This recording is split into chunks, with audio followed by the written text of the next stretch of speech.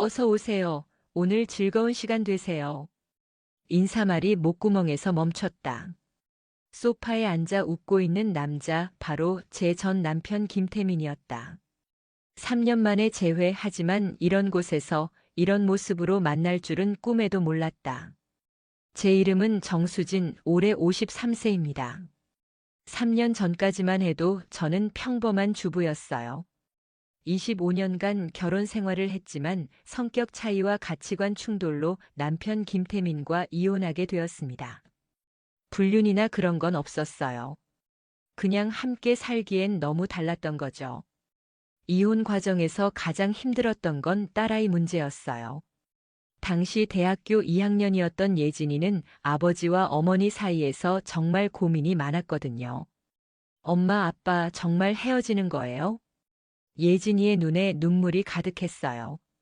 그 모습을 보는 게 가장 가슴 아팠죠. 예진아, 미안해. 엄마, 아빠가 더 이상 함께 살 수 없을 것 같아. 그럼 저는 어떻게 해요? 내가 편한 곳에서 살면 돼. 엄마는 어디든 괜찮아. 결국 예진이는 경제적 안정성을 고려해 아버지를 선택했어요. 태미는 중견기업 부장으로 안정적인 수입이 있었고 저는 전업주부였으니까 당연한 선택이었죠. 이혼 당시 저는 체면 때문에 재산 분할도 최소한만 받았어요. 주변에서 더 요구하라고 했지만 25년 동안 함께 모은 재산을 반반씩 나누는 게 부끄럽게 느껴졌거든요. 수진아, 너 너무 착하게 굴지 마. 법적으로 받을 수 있는 건 다 받아야 해. 친구들이 조언했지만 저는 고집을 부렸어요. 나도 자존심이 있어. 그 사람한테 의존해서 살아온 게 아니니까 앞으로도 내 힘으로 잘 살 수 있어. 그때까지만 해도 저는 제 힘으로 잘 살 수 있다고 생각했습니다. 이혼 후 저는 동네 대형마트에서 캐셔로 일하기 시작했어요. 25년 만에 처음 하는 사회생활이었죠. 월급은 세전 180만 원, 주 6일 근무에 오전 9시부터 오후 6시까지였어요. 처음에는 정말 어색했어요. 계산기 사용법부터 다시 배워야 했고 손님들 응대하는 것도 서툴렀거든요. 아줌마, 빨리 좀 해봐요. 바쁜 손님들이 짜증을 낼 때면 얼굴이 빨갛게 달아올랐어요. 하지만 포기하지 않았죠. 괜찮아, 정수진. 천천히 배우면 돼. 스스로를 다독이며 하루하루 버텼어요. 한 달 정도 지나니까 요령이 생겼어요. 손님들과 대화도 나누고 상품 위치도 다 외웠죠. 언니, 진짜 열심히 하시네요. 처음인 것 같지 않아요. 동료들도 인정해주기 시작했어요. 월세 40만 원짜리 원룸에서 살면서 빠듯하긴 했지만 그래도 정직하게 살고 있다는 자부심이 있었어요. 매달 통장에 찍히는 180만 원을 보면서 뿌듯함을 느꼈거든요. 그래도 내가 떳떳하게 번 돈으로 사는 거야. 매일 아침 거울을 보며 스스로에게 다짐했습니다. 비록 어렵지만 언젠가는 딸아이가 엄마를 자랑스러워할 날이 올 거라고 믿었어요. 예진이와는 한 달에 한 번 정도 만났어요. 처음에는 어색했지만 시간이 지나면서 조금씩 자연스러워졌죠. 엄마 힘들죠? 아니야, 괜찮아. 엄마도 이제 혼자 잘 살 수 있어. 죄송해요. 제가 아빠랑 살기로 해서. 무슨 소리야? 내가 편한 게 최고야. 하지만 속으론 외로웠어요. 25년 만에 처음 혼자 사는 거니까요. 그렇게 2년 반 정도가 지났어요. 마트 일에도 완전히 적응했고 팀장님도 저를 인정해 주셨죠. 수진 씨 정말 성실하세요. 이런 직원이 있어서 우리 마트가 운영되는 거예요. 그런 칭찬을 들을 때면 정말 뿌듯했어요. 하지만 인생은 정말 예측할 수 없더군요. 그날은 평소와 다름없는 화요일 아침이었어요. 4월의 봄바람이 기분 좋게 불던 날이었죠. 마트에 출근하려고 아파트 단지 앞 횡단보도를 건너는데 갑자기 오토바이가 신호를 무시하고 달려왔어요. 소리를 지를 틈도 없었어요. 정신을 잃기 전 마지막으로 기억나는 건 하늘이 빙글빙글 돌던 모습과 사람들의 비명소리였습니다. 의식을 잃고 있는 동안 꿈을 꿨어요. 예진이가 어렸을 때 모습이 나왔죠. 유치원 운동회에서 달리기를 하는데 넘어져서 우는 예진이를 안아주던 기억이었어요. 엄마가 호호해줄게. 아파요, 엄마. 금방 나을 거야. 그 꿈에서 깨어났을 때 병원 침대에 누워 있었어요. 간병인 아주머니가 옆에서 지키고 계셨죠. 아, 깨어나셨네요. 의사 선생님 부를게요. 머리가 띵했고 온몸이 아팠어요. 특히 허리와 오른쪽 다리가 심하게 아팠죠. 잠시 후 의사가 들어왔어요. 의식을 회복하셨네요. 다행입니다. 어디 아픈 곳 있으세요? 허리랑 다리가 너무 아파요. 허리 디스크와 오른쪽 다리 골절이에요. 수술은 성공적으로 끝났고 2개월 입원 후 최소 3개월은 재활 치료가 필요할 겁니다. 그 순간 머릿속이 하얘졌어요. 2개월 입원에 3개월 재활이라니. 그럼 최소 5개월은 일을 못한다는 뜻이었거든요. 혹시 산재보험은요? 출근길이었다면 가능하지만 신청해봐야 알 수 있어요. 일단 치료부터 받으세요. 그날 밤 잠을 이룰 수 없었어요.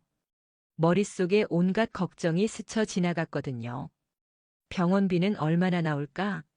월세는 어떻게 내지? 마트에서는 뭐라고 할까? 다음 날 마트 팀장님이 병문안을 와주셨어요. 수진 씨 많이 아프시죠? 정말 안 됐어요. 죄송해요. 갑자기 이런 일이 생겨서. 무슨 말씀을. 어쩔 수 없는 일이잖아요. 치료 잘 받으시고 나으면 다시 오세요. 네, 감사합니다. 하지만 속으론 불안했어요. 5개월씩이나 쉬면 제 자리가 남아있을까 싶어서요. 산재 신청 결과는 거부였어요. 출근길이긴 했지만 회사 소유 부지가 아닌 일반 도로에서 일어난 사고라는 이유였죠. 보험도 일부만 적용되어서 병원비만 800만 원이 나왔어요. 800만 원이요? 네, 수술비랑 입원비 포함해서요. 보험 적용되는 부분 빼고 본인 부담금이 그 정도예요. 가슴이 철렁 내려앉았어요. 제가 가진 전 재산이 적금 500만 원이 전부였거든요. 입원 중에도 월세와 각종 공과금은 계속 나가고 적금으로 모아둔 돈은 한 달 만에 바닥났어요. 결국 카드를 돌려가며 생활비를 충당했죠. 안녕하세요. 카드 현금 서비스 이용하시겠어요? 네. 50만 원만요. 처음엔 50만 원으로 시작했는데 한 달 후엔 100만 원, 2달 후엔 200만 원이 되어 있었어요. 퇴원할 때쯤엔 카드 연체액이 300만 원을 넘어섰어요. 하루가 다르게 쌓여가는 이자를 보며 절망감이 밀려왔습니다. 이제 정말 어떻게 살아야 하지? 휠체어를 타고 원룸으로 돌아온 날 우편함에는 연체 독촉장이 가득했어요. 전기요금 체납 통지서, 가스 공급 중단 경고문까지. 모든 게 현실이었습니다. 정수진 씨, 카드 대금 언제 입금하실 건가요? 잠깐만요, 다음 주에. 이미 3개월째 연체신데요. 더 이상 미룰 수 없습니다. 매일 오는 독촉 전화가 악몽이었어요. 재활치료를 받으러 병원에 다니면서도 마음은 조급했어요. 빨리 나아서 일을 해야 하는데 몸이 말을 듣지 않았거든요. 환자분, 너무 서두르면 안 돼요. 충분히 쉬어야 빨리 나아요. 물리치료사 선생님이 조언해 주셨지만 제겐 쉴 시간이 없었어요. 취업을 알아보려 해도 몸이 완전히 회복되지 않은 상태에서는 불가능했어요. 게다가 53세의 나이에 다리까지 불편한 상태라니. 어느 회사에서 저를 받아주겠어요? 죄송합니다. 저희는 젊은 분들을 선호해서. 몸이 불편하시면 저희 일을 하기 어려울 것 같은데요. 어디를 가도 거절당했어요. 그때 친구 미경이가 전화를 걸어왔어요. 미경이도 저와 비슷한 시기에 이혼한 동갑내기 친구였어요. 수진아, 요즘 어떻게 지내? 소식이 없어서 걱정됐어. 미경아, 나 진짜 큰일 났어. 목소리가 떨렸어요. 그동안 혼자 참고 있던 게 한꺼번에 터져 나왔거든요. 저는 그동안의 일을 모두 털어놓았어요. 교통사고, 병원비, 연체된 카드 대금, 취업 실패까지. 세상에. 그럼 당장 돈이 필요하겠네. 수진아, 내가 좋은 일자리 하나 소개해 줄까? 정말? 어떤 일인데? 내 몸 상태로도 할 수 있어? 미경이의 목소리가 조금 조심스러워졌어요. 일단 만나서 얘기하자. 전화로는 좀 그래. 응, 알겠어. 다음 날 미경이를 만나러 나갔어요. 지팡이를 짚고 불편하게 걸어야 했지만 희망이 생긴 것 같아서 기분이 좋았죠. 그런데 카페에서 미경이를 봤을 때 깜짝 놀랐어요. 예전의 수수한 모습과는 전혀 달랐거든요. 화려한 화장에 몸에 딱 맞는 원피스, 그리고 명품 가방까지. 미경아, 너 대박 났나? 완전 달라졌네. 그냥 좀 꾸미게 됐어. 미경이는 어색하게 웃었어요. 그래서 무슨 일인데? 나도 그렇게 잘 될 수 있어? 미경이는 커피를 한 모금 마시고 심호흡을 했어요. 수진아, 내가 하는 일 얘기할게. 놀라지 말고 들어. 응, 뭔데? 나 노래방에서 일해. 도우미로. 순간 귀를 의심했어요. 뭐라고? 노래방 도우미? 응. 처음엔 나도 말도 안 된다고 생각했어. 근데 수진아, 나이 들어서 취업도 안 되고 몸도 아픈데 다른 방법이 있어? 미경이는 차분하게 설명했어요. 언니, 내가 3개월 해봤는데 한 달에 400만 원은 벌어. 요즘 50대 찾는 손님들 많아. 젊은 애들보다 대화도 잘 통하고 편하다고 해. 그래도 그런 일을 그냥 술 따라주고 노래 불러주면 돼. 다른 건 본인 선택이야. 체면 차리다가 굶어 죽을 거야? 미경이의 말이 가슴에 꽂혔어요. 체면이 밥 먹여주나? 지금 당장 월세도 못 내는 상황인데. 그런데 정말 위험하지 않아? 혹시 이상한 일 시키는 건 아니고. 처음엔 나도 무서웠어. 근데 생각보다 괜찮아. 대부분 외로운 아저씨들이야. 얘기나 들어주고 술이나 따라주면 돼. 정말? 응. 물론 싫은 손님도 있지. 그런 땐 거절하면 돼. 강요하는 사람 없어. 미경이는 계속 설명했어요. 수진아, 나도 처음엔 말도 안 된다고 생각했어. 근데 현실을 봐. 우리 나이에 어디서 취업해? 더구나 몸까지 불편하면. 그래도, 그래도 뭐? 자존심? 자존심으로 월세 내고 밥 먹어? 미경이의 말이 너무 현실적이었어요. 그리고 일시적이야. 몸 나으면 다른 일 찾으면 되잖아. 생각해 볼게.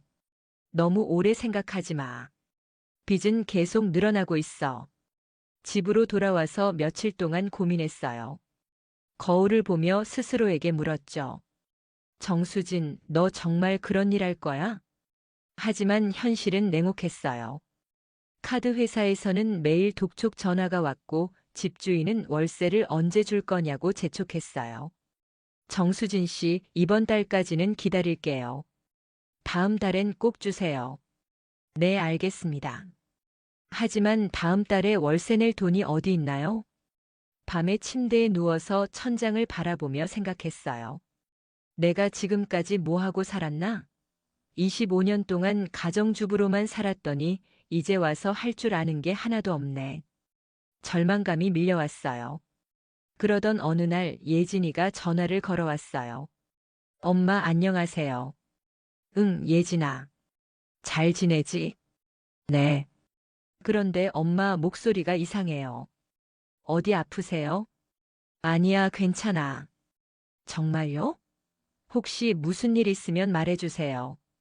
예진이의 걱정스러운 목소리를 들으니 더 마음이 아팠어요. 딸한테 이런 모습 보일 수 없었거든요. 엄마는 괜찮아. 너나 공부 열심히 해. 네, 알겠어요. 엄마도 몸 조심하세요. 전화를 끊고 나서 더 절망스러웠어요. 딸 앞에서는 괜찮은 척 해야 하는데 실제로는 바닥까지 떨어진 상황이었으니까요. 일시적으로만. 몸 나으면 그만둘 거야. 그렇게 자신에게 변명하며 미경이에게 전화를 걸었어요.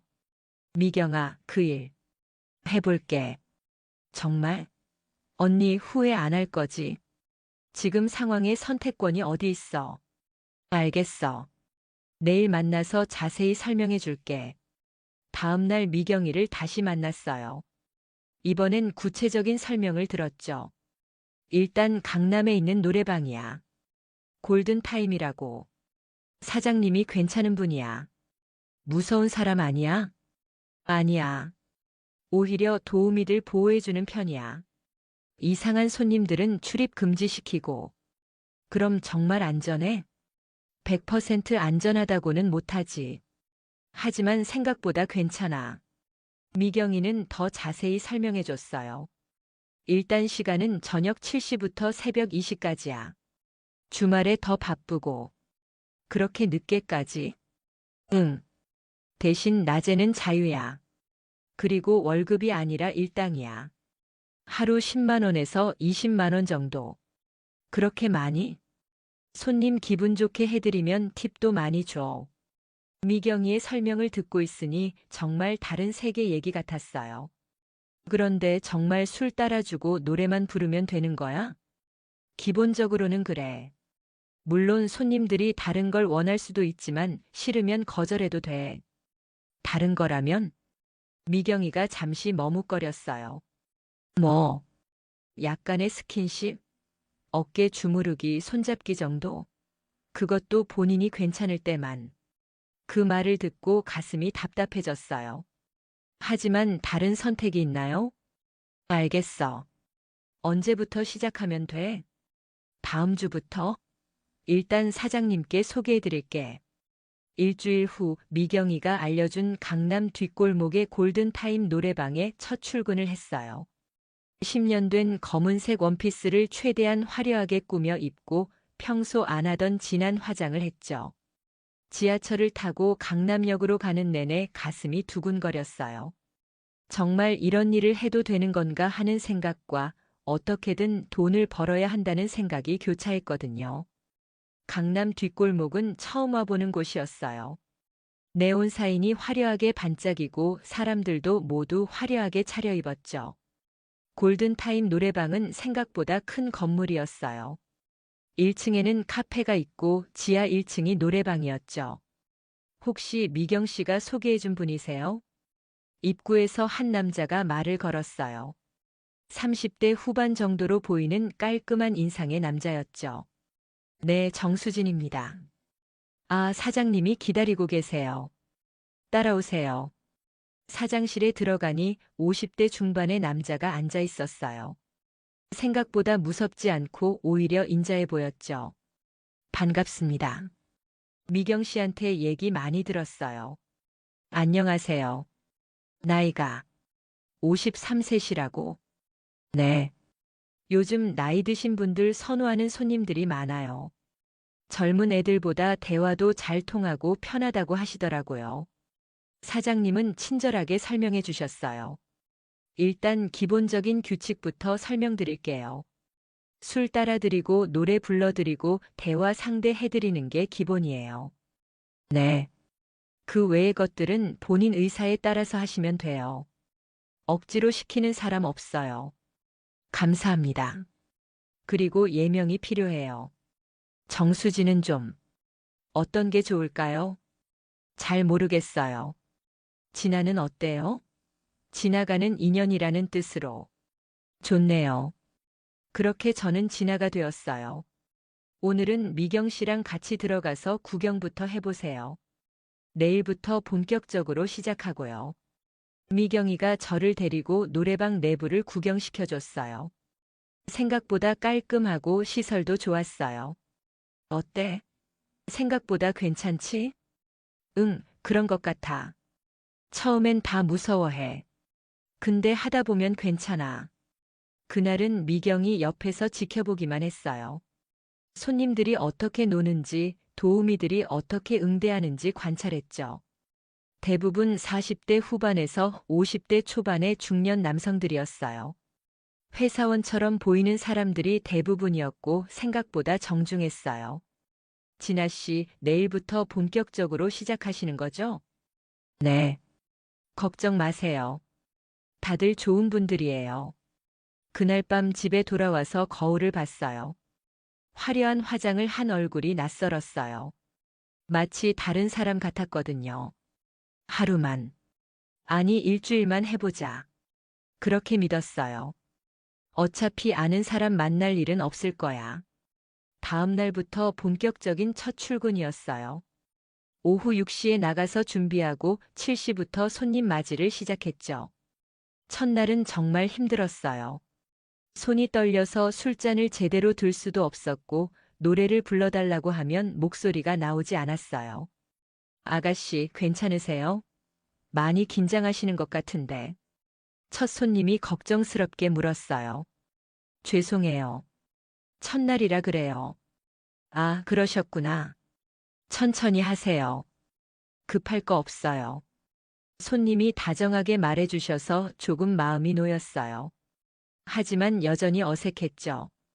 노래 한 곡 불러주실래요? 어떤 노래요? 편한 거 아무거나요. 떨리는 목소리로 사랑했나 봐를 불렀어요. 음정도 틀리고 가사도 틀렸지만 손님은 박수를 쳐주셨죠. 목소리 좋으시네요. 다음엔 더 잘 부르실 거예요. 그 말에 조금 자신감이 생겼어요. 하지만 첫 주는 정말 지옥 같았어요. 손님들 앞에서 어떻게 행동해야 할지 모르겠고 다른 도우미들처럼 자연스럽게 애교를 부릴 수도 없었거든요.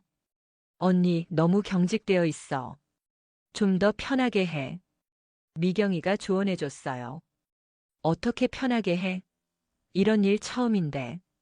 그냥 손님들을 동네 아저씨라고 생각해. 마트에서 만나던 손님들처럼. 그래도 여기는 다르잖아.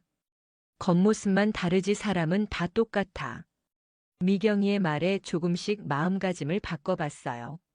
손님들을 무서운 사람이 아니라 그냥 외로운 중년 남성들로 생각하니까 조금 나아졌죠.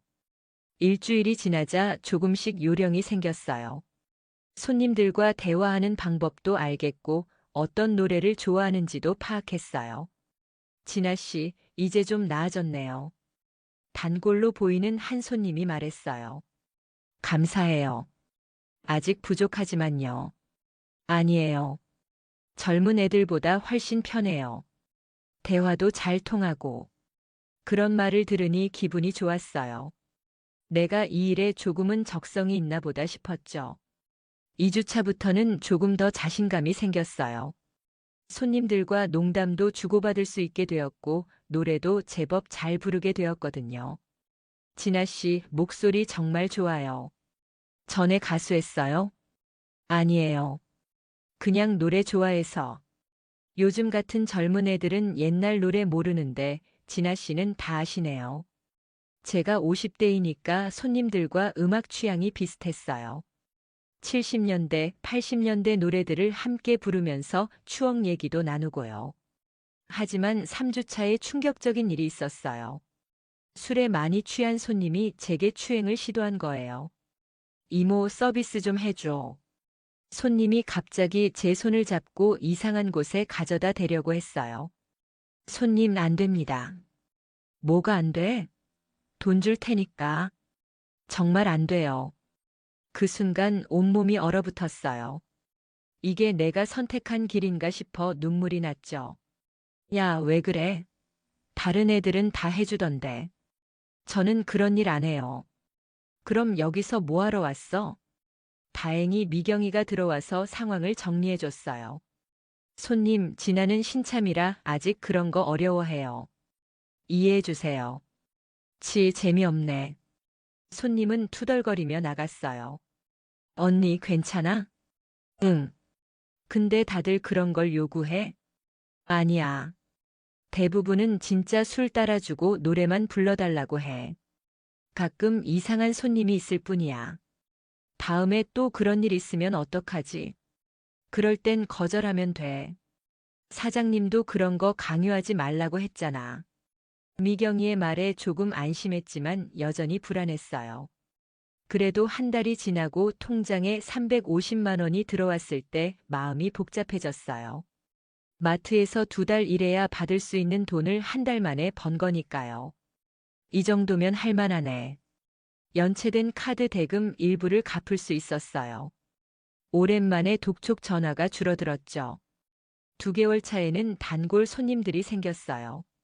주로 비슷한 나이대의 중년 남성들이었는데 대화를 나누다 보니 모두 나름의 사연이 있었어요. 진아 씨는 참 편해. 젊은 애들은 이해를 못해. 김 과장이라는 단골 손님이 말했어요. 무슨 말씀을요? 회사 일 가정 문제. 이런 얘기하면 젊은 애들은 지겨워해. 근데 진아 씨는 잘 들어줘. 힘든 얘기도 들어주고 위로도 해주고.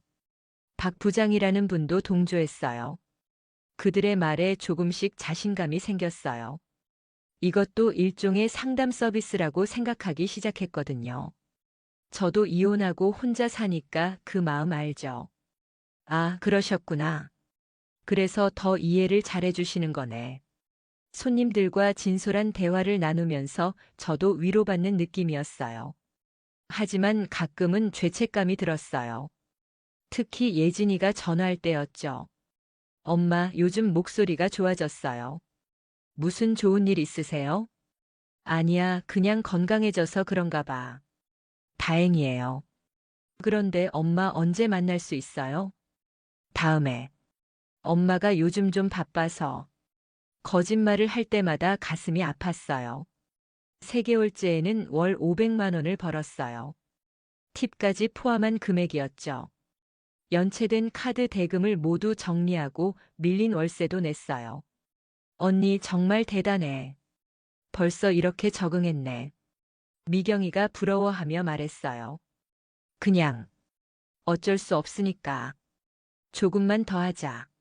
몸 완전히 나을 때까지만. 응, 그럴게. 그렇게 다짐하며 4개월째에 접어들었어요. 이제는 완전히 적응해서 노래방 생활이 일상이 되었죠. 오후 7시에 출근해서 새벽 2시에 퇴근하는 패턴에 익숙해졌고, 낮에는 휴식을 취하며 미용 관리에 신경 썼어요. 옷차림도 완전히 바뀌었죠. 피부과에서 관리도 받고 네일샵에서 손톱도 예쁘게 꾸몄어요. 머리도 파마를 했고 화장품도 비싼 걸로 바꿨어요. 언니 완전 달라졌네. 진짜 예뻐졌어. 미경이가 감탄하며 말했어요. 거울을 보니 정말 달라져 있었어요. 3개월 전에 초췌했던 모습은 온데간데 없고 화려하고 자신감 넘치는 여성이 되어 있었거든요. 수진이는 점점 사라지고 진아만 남아가는 것 같았어요. 손님들도 제 변화를 알아봤어요. 진아 씨 처음 왔을 때랑 완전 달라졌네요. 훨씬 예뻐졌어요. 감사해요. 자신감도 생겼고, 이제 진짜 프로 같아요. 그런 칭찬을 들을 때마다 뿌듯했어요. 내가 이 일에 재능이 있나 보다 싶었죠. 가끔은 예전 마트에서 일하던 때가 생각났어요. 하루 종일 서서 계산하고 손님들한테 눈치 보고 180만 원 받고 기뻐하던 때요. 그때는 정말 순진했지. 이제는 하룻밤에 그 돈의 절반을 벌 수 있었거든요. 하지만 마음 한구석에서는 불안감이 자라고 있었어요. 이 일을 언제까지 해야 할까? 정말 몸이 나으면 그만둘 수 있을까? 그런데 그날이 왔습니다. 절대 일어날 것 같지 않던 그 일이 4월의 어느 금요일 밤 9시였어요. 평소처럼 노래방에서 손님을 기다리고 있는데 사장님이 오셨어요. 진아 씨 6번 룸에 중견기업 부장님들 오셨어요. 승진 축하 모임이래요. 분위기 좋게 해드려요. 네, 알겠습니다. VIP 손님들이라는 얘기였어요. 팁도 많이 주실 것 같아서 기분이 좋았죠. 별 생각 없이 6번 룸 문을 열었어요. 그런데 어서 오세요. 오늘 즐거운 시간 되세요. 인사말이 목구멍에서 멈췄어요. 소파에 앉아 웃고 있는 남자, 바로 제 전 남편 김태민이었거든요. 심장이 멈추는 줄 알았어요. 온몸이 얼어붙었죠. 하지만 최대한 태연한 척 했어요. 태민은 술에 취해 있었고 아직 저를 알아보지 못하는 것 같았거든요. 진한 화장과 화려한 옷차림 때문에 완전히 다른 사람으로 보였을 거예요. 안녕하세요. 오늘 즐거운 시간 되세요. 목소리가 떨렸지만 최대한 자연스럽게 연기했어요. 오늘 우리 김 부장 승진 축하하는 자리야. 동료 중 한 명이 신나게 말했어요. 그들 모두 제가 아는 얼굴들이었어요. 태민의 회사 동료들이었거든요. 이 상황이 얼마나 아이러니한지. 제가 태민의 승진을 축하해주는 자리에 노래방 도우미로 앉아있다니. 축하드려요, 건배. 억지로 웃으며 술잔을 들었어요. 손이 덜덜 떨렸지만 들키지 않으려고 애썼죠. 진아 씨 맞죠? 사장님이 추천해 주셨어요. 네, 맞아요. 오늘 정말 즐거운 시간 보내세요. 태민은 여전히 저를 못 알아보는 것 같았어요. 술에 취해서 해벌쭉 웃고 있었거든요. 1시간 정도 지났을까요? 분위기가 무르익을 무렵 태민이 갑자기 제 얼굴을 자세히 쳐다보기 시작했어요. 혹시 심장이 터질 것 같았어요. 아니야, 착각이겠지. 다행히 옆에 있던 동료가 태민의 어깨를 두들겼어요. 부장님, 뭘 그렇게 빤히 봐요? 미안해요. 우리 부장님이 술이 좀 들어가서. 아니에요, 괜찮아요. 가슴이 쿵쾅거렸지만 애써 태어난 척했어요. 하지만 태민의 시선은 계속 저를 따라다녔어요. 술에 취했지만 뭔가 수상하다는 듯한 표정이었거든요. 화장실 좀 다녀올게요. 저는 급히 자리를 뜨고 화장실로 달려갔어요. 거울을 보니 얼굴이 새하얗게 질려 있었어요. 진정해, 정수진. 알아볼 리 없어. 3년 전과 완전히 다르잖아.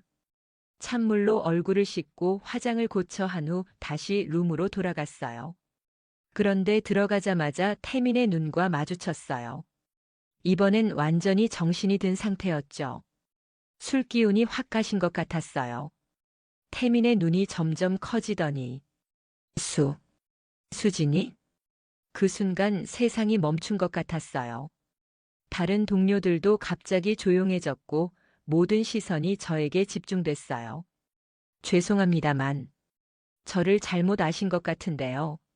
마지막까지 부정해 보려 했지만 태민의 눈빛이 확신에 차 있었어요. 정수진 맞지? 내가 어떻게 널 못 알아봐. 태민이 일어서더니 제게 다가왔어요.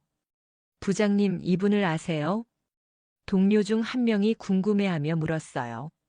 순간 룸 안의 분위기가 이상해졌어요. 모든 사람이 저와 태민을 번갈아 쳐다보고 있었거든요. 잠깐만. 다들 먼저 나가서 기다려. 태민이 손으로 제지하며 말했어요. 부장님, 무슨 일이에요? 그냥 개인적인 일이야. 잠깐만 기다려줘. 동료들은 영문도 모른 채 어색하게 룸을 나갔죠. 서로 눈짓하며 뭔가 수상하다는 표정이었어요. 이제 룸에는 태민과 저만 남았어요. 3년 만에 재회였지만 최악의 상황이었죠. 방문이 닫히자 태민이 소파에 털썩 주저앉았어요. 머리를 감싸 안고는 한숨을 크게 내쉬었죠. 도대체 무슨 일이야? 마트에서 일한다고 했잖아. 태민의 목소리는 당황스러움과 충격이 뒤섞여 있었어요. 그냥 일하는 거야. 더 이상 숨길 수도 없고 변명할 수도 없었어요. 일이라고? 이런 곳에서? 응. 수진아. 태민이 고개를 들어 저를 바라봤어요. 그의 눈에는 믿을 수 없다는 표정이 가득했죠. 대체 무슨 일이 있었던 거야? 태민이 다가오며 제 손을 잡으려 했지만 저는 뒤로 물러섰어요. 손대지 마. 수진아, 설명해줘. 왜 이런 곳에서? 교통사고 나고. 돈이 필요해서. 그럼 나한테 연락을 하든지. 왜 이런 일을? 당신한테? 이혼한 사이에 뭘 봐라. 그래도 이런 건 아니잖아. 태민의 목소리가 높아졌어요. 분노보다는 당황스러움이 더 컸던 것 같아요. 그럼 어떻게 해? 굶어 죽어? 다리 절뚝거리는 50대를 어디서 써줘? 딸은 알고 있어? 그 질문에 가슴이 철렁 내려앉았어요. 절대 모르게 할 거야. 수진아, 당신이 뭘 알아? 혼자 사는 게 얼마나 힘든지. 당신은 승진해서 잘 사는데. 제 목소리도 점점 높아졌어요. 그동안 억눌러왔던 감정들이 터져나왔거든요. 이런 일 하는 거 창피하지도 않아? 창피? 굶어 죽는 것보다 낫지. 왜 이렇게까지? 당신 때문이야. 당신이 나를 이렇게 만든 거야. 내가? 이혼할 때 재산 분할도 제대로 안 해주고 딸도 뺏어가고. 나 혼자 어떻게 살라고. 사실 재산 분할은 제가 체면 때문에 포기한 것이었지만 그때는 분노에 휩싸여 있었어요. 수진아, 진정해. 재산 분할은 내가 뭐? 내가 포기했다고. 그럼 당신은 왜 말리지 않았어? 나 혼자 어떻게 살지 걱정해주지도 않고. 태미는 할 말을 잃었어요. 한참 동안 침묵이 흘렀죠. 그때 룸문이 살짝 열리고 동료가 고개를 내밀었어요. 부장님 괜찮으세요? 회식 어떻게 할까요? 아, 그냥. 오늘은 여기서 마무리하자. 미안하다. 네. 벌써요? 개인적인 일이 좀 있어서. 알겠습니다. 동료들이 어리둥절해하며 나간 후 태민이 다시 입을 열었어요. 수진아, 이 일 그만둬. 왜? 이런 일 하면서 살 순 없잖아. 그럼 당신이 책임질 거야? 태민은 대답하지 못했어요. 우리는 이미 남남이었으니까요. 나 이제 가야 해. 다른 손님도 있어. 수진아, 잠깐만. 태민아, 우리는 이미 끝난 사이야. 오늘 일은 없던 걸로 해줘. 그렇게 말하고 룸을 나왔어요. 복도에서 다른 동료들과 마주쳤는데 그들의 눈빛이 이상했어요. 수군수군대는 소리가 들렸어요. 부장님, 전 부인이 여기서 일한다고. 어색하겠다. 우리가 본 건 비밀로 해야겠네. 안녕히 가세요. 어색하게 인사를 받으며 그들을 보내드렸어요. 그날 밤은 정말 길게 느껴졌죠. 다른 손님들을 받으면서도 계속 태민 생각이 났어요. 그의 충격받은 표정, 당황스러워하는 모습이 자꾸 떠올랐거든요. 새벽 2시에 퇴근할 때까지 마음이 복잡했어요. 부끄러움, 분노, 서러움이 뒤섞여 있었죠. 집에 돌아와서 거울을 봤어요. 화려한 화장을 한 얼굴이 낯설었어요. 이게 정말 나인가 싶었죠. 화장을 지우고 나니 3년 전의 수진이가 나타났어요. 주름지고 지친 얼굴이었죠. 내가 뭘 하고 있었지? 3일 동안 노래방에 나가지 않았어요. 원룸에서 아무것도 하지 않고 멍하니 있었어요. 과거 마트에서 성실하게 일하던 때가 떠올랐어요. 비록 돈은 적었지만 떳떳했던 그때가 그리웠어요. 돈 때문에 모든 걸 잃었구나. 깊은 후회가 밀려왔어요. 나흘째 되는 날 태민에게서 전화가 왔어요. 수진아, 나야. 뭐야? 만나자. 할 얘기가 있어. 할 얘기 없어. 제발. 한 번만. 목소리에 간절함이 묻어 있었어요. 동료들한테 말했어? 아니야. 아무한테도 안 했어. 정말? 응. 약속해. 결국 근처 카페에서 만났어요. 태미는 많이 초췌해 보였어요. 3일 동안 하나도 못 잤어. 그게 내 탓이야? 수진아, 내가 도와줄게. 됐어. 당신 도움 필요 없어. 그래도 이런 일은 계속하면 안 되잖아. 그럼 뭐 어떡해? 지금까지 벌어놓은 돈으로 당분간은 살 수 있어. 사실 그동안 번 돈으로 빚을 정리하고 당분간 생활할 수는 있었어요. 다시 취업해봐. 내가 추천서라도 써줄게. 53세의 다리 불편한 여자를 누가 써줘? 방법이 있을 거야. 태민의 진심 어린 모습을 보니 마음이 흔들렸어요. 하지만 자존심이 허락하지 않았죠. 그냥 내버려둬. 내 인생이야. 그렇게 말하고 자리를 떴어요. 집으로 돌아와서 생각해 봤어요. 정말 이대로 살 수는 없겠다는 생각이 들었어요. 이렇게 살면 안 되겠어. 다시 시작하자. 딸한테 떳떳한 엄마가 되고 싶어. 돈이 적어도 정직하게 살자. 그렇게 결심하고 노래방을 그만두었어요. 사장님은 아쉬워했지만 강요하지는 않았죠. 진아 씨 같은 분이 그만두니까 아깝네요. 혹시 마음 바뀌면 언제든 연락하세요. 감사했습니다. 마지막 인사를 하고 노래방을 나설 때 정말 새로운 시작이라는 느낌이 들었어요.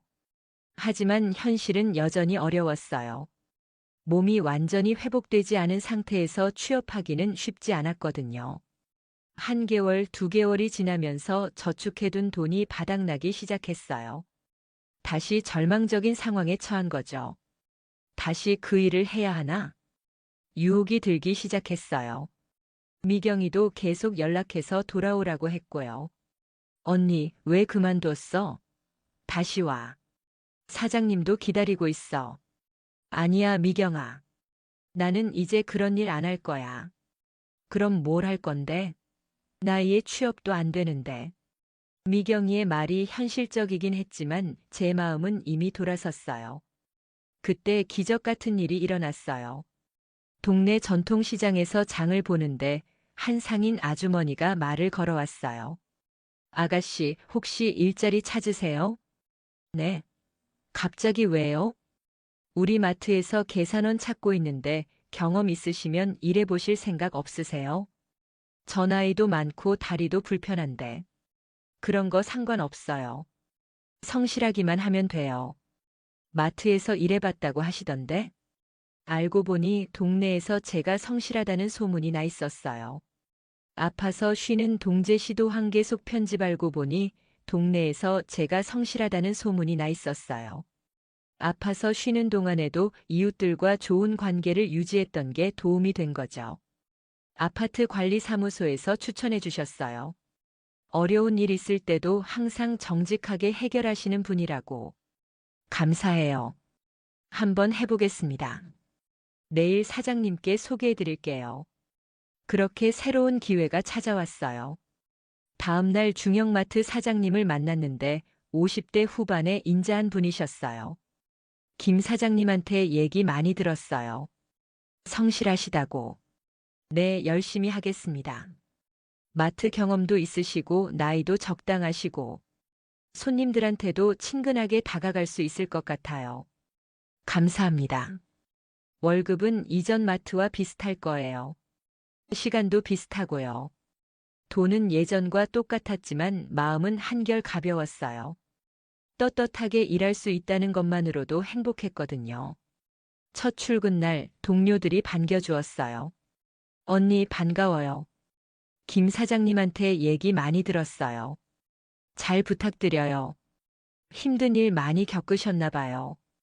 눈빛이 남다르세요. 그냥 인생이 한 바퀴 돈 것 같아요. 진솔한 대화를 통해 진짜 친구들도 만났어요. 과거를 완전히 숨기지는 않되 적당히 얘기하니까 오히려 사람들이 저를 이해해 주더라고요. 언니 정말 강하신 것 같아요. 저 같으면 못 버텼을 거예요. 그때는 어쩔 수 없었어요. 사람은 궁지에 몰리면 어떻게든 살아남으려고 하나 봐요. 일하면서 점점 예전의 활기를 되찾아갔어요. 손님들과의 대화도 즐거웠고 정직하게 번 돈으로 생활한다는 것이 얼마나 소중한지 새삼 깨달았어요. 6개월 후 저는 완전히 다른 사람이 되어 있었어요. 마트에서의 생활이 안정되면서 마음의 평화도 찾았거든요. 어느 날 마트에서 일하고 있는데 익숙한 목소리가 들렸어요. 계산 부탁드려요. 고개를 들어보니 태민이었어요. 장바구니에는 혼자 사는 사람이 사는 물건들이 들어있었죠. 수진아. 안녕하세요. 어색하지만 예의를 지켜 인사했어요. 여기서 일하는구나. 네, 6개월 됐어요. 좋아 보여. 예전보다 편해 보인다. 감사해요. 계산을 마치고 영수증을 건네는데 태민이 말했어요. 커피 한 잔 할래? 할 얘기가 있어. 글쎄요. 오해하지 마. 그냥 옛날 사람으로서. 결국 퇴근 후 근처 카페에서 만났어요. 수진아, 그때 일. 정말 미안했어. 이제 다 지난 일이에요. 너를 보고 나서 계속 생각했어. 내가 너무 무심했던 것 같아. 태민의 눈에 진심이 담겨 있었어요. 결혼 생활할 때도 그랬고 이혼할 때도 너 혼자 어떻게 살지 생각을 안 했어. 당신 잘못은 아니에요. 제가 선택한 거예요. 그래도 내가 조금만 더 관심 가졌으면 그런 일까지는 안 했을 텐데. 태민 씨, 이제 그런 얘기 하지 말아요. 저는 그 일을 후회하지 않아요. 응? 그 일이 있었기에 지금의 제가 있는 거예요. 진짜 중요한 게 뭔지 알게 됐거든요.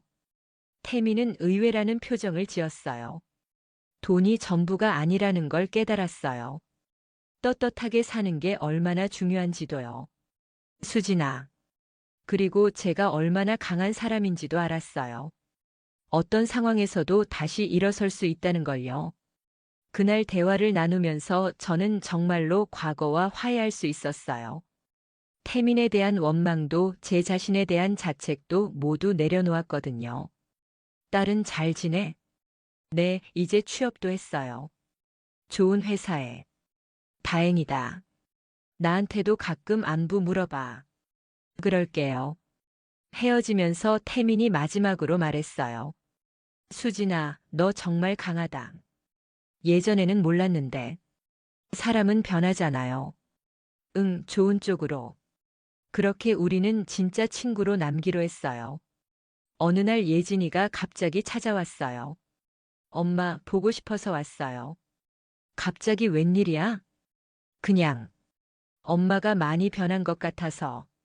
어떻게? 더 밝아졌어요. 예전엔 뭔가 억지로 웃는 것 같았는데 지금은 진짜 행복해 보여요. 예진이의 말에 가슴이 뭉클했어요. 엄마, 혹시 힘든 일 있었어요? 왜? 아빠가 그러는데. 엄마가 어려운 시기를 겪었다고.